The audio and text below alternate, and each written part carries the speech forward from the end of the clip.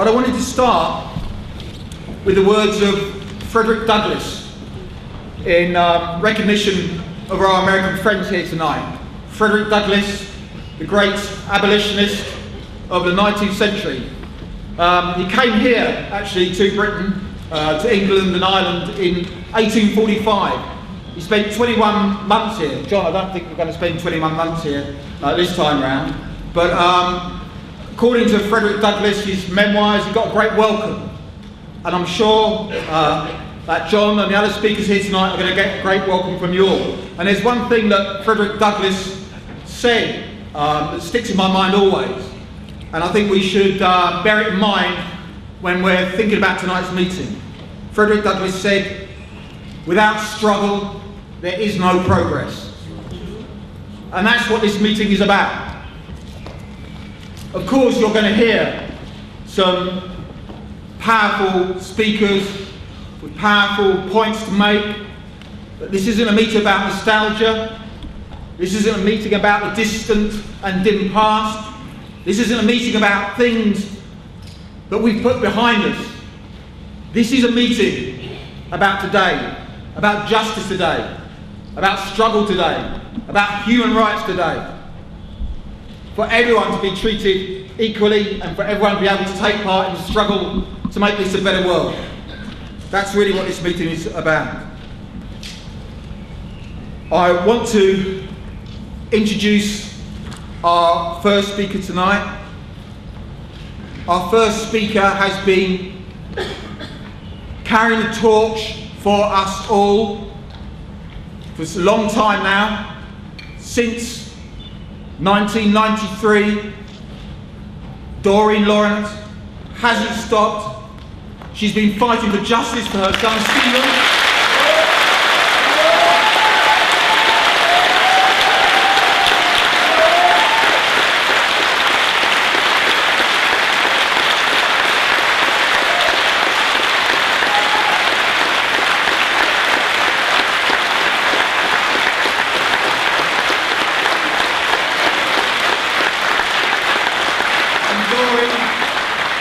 Fighting for justice for all of us, and anyone who's followed the case of the struggle of Doreen to find justice for her son will know that she's fought the establishment and the powers that be all the way. Nothing has been given. Everything has been fought for, and to be honest, we still face unfinished business around the murder of Stephen Lawrence. So I'd like you please to give a welcome to Doreen Lawrence.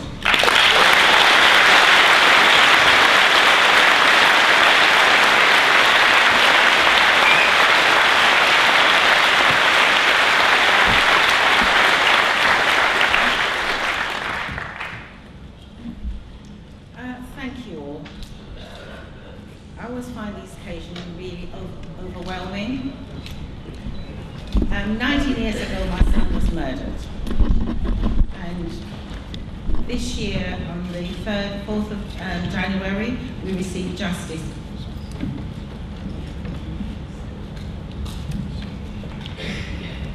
Partial justice for Stephen. I spent from the 14th of November of last year into January this year having to sit and listen to people talk about what happened to my son on that night, and finally to see 2 out of 5 sit in the dock respond for Stephen's murder. It's been really difficult, months leading up to that. But for me, sitting there having the press on one side, the defence on the other, and me in the middle, it's like going back 19 years. When the same thing happened when Stephen was killed. We had a press who at times wasn't very supportive, the justice system on the other side who we was fighting and struggling against to get some sort of justice, just for people to listen to what happened to Stephen. But this year we can say we've had partial justice, where 2 out of 5, which is Gary Dobson and David Norris. Now I should say around Gary Dobson, Through the inquiry in 1998-99, where the double jeopardy law was changed after the inquiry, if it wasn't for that, Gary Dobson would still be walking. Because back in 1996, when the judge instructed the jury to bring a not guilty verdict against the 3 that we had in the dock, Gary Dobson will continue to walk free, and he was one of those responsible. The evidence and forensic proof that he was there on the night, even though for how many years he has denied that he was there on the night. So the forensic proof he was there, and having the double jeopardy law changed, it allowed us to recharge him, and now he's behind bars. The inquiry brought about a lot of changes, and which was a 70 recommendation. We believe from that point on that we would see many changes taking place. Up until now, I believe it's only a few out of the 70 recommendations that's been implemented. Around education, that is still outstanding. The stop and search, and so they've changed that from stop and search to stop and account. Our young people still being stopped on the street and still being harassed on the street, and that hasn't changed.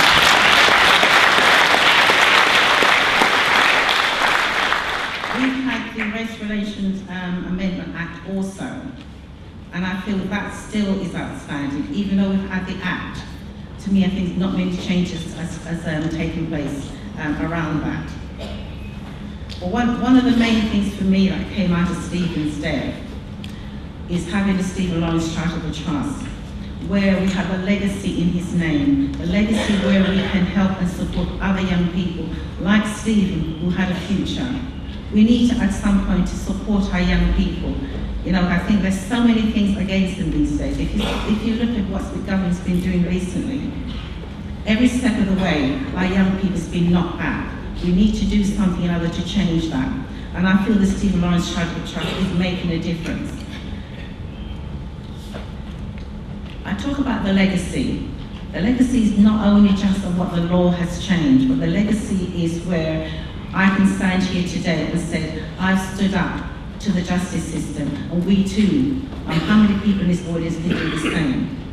It has taken me so long in order to, I don't know, to have a voice. My voice has sometimes been in the wilderness. It is at times like this, having so many people here supporting and saying that we want to change. And then we have the latest. I think if you look at Stephen's death, from 1993 till now, every year there's a catalogue of things that we have to address. And the latest things now is the corruption. Now, we talked about corruption at the time when Stephen was killed. As I say, within the black community, our voice is out in the wilderness. Nobody listens to us.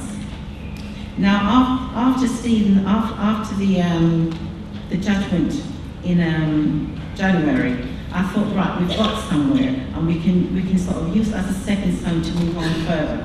But here we are again, talking about police corruption. How many times are we going to talk about police corruption?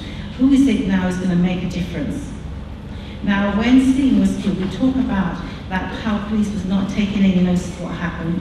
They were not following up the suspect. They were not listening to us. We were told that is the problem between the family and the liaison officers. They came to our house, and all they wanted to know is who was in our house. The things we're saying, the people in our house are our family and our friends. They're not the murderers of Stephen. They're out there, go and find them. Now, as we move forward, as I say, the corruption raised its head again. During the inquiry, Michael Mansfield tried his very best to bring it to Macpherson and his advisors. And now I hear that during that time, the police had evidence that they could have put to the inquiry, and they didn't. So, as I say, corruption raised its head again. Now, we wrote a letter to Theresa May asking to put together the inquiry so that we can understand what happened around Stephen's death and the corruption that took place. I had a meeting with her last week, but still, we're still waiting for what her decision is going to be. So here we are today asking all of us, all of you here, is that we need to make sure that an inquiry takes place. We need to understand what happened in 1993, why it took us 19 years in order for us to get any justice for Stephen. 19 years. No family should be put through that. Why should we have to do it?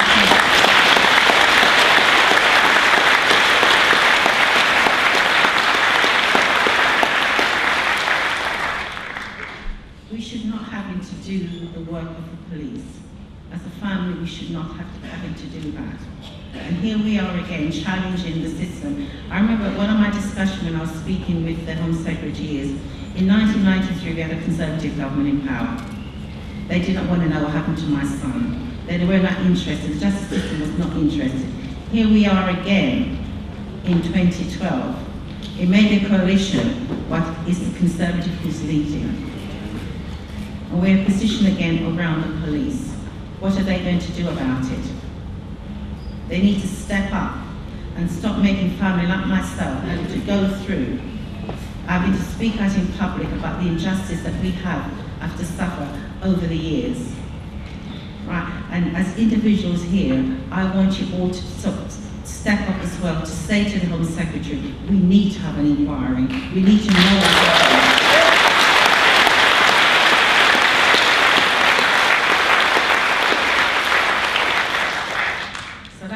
To you here this evening is to how do we move forward in order to make sure that this doesn't continue and that other families are still suffering injustice.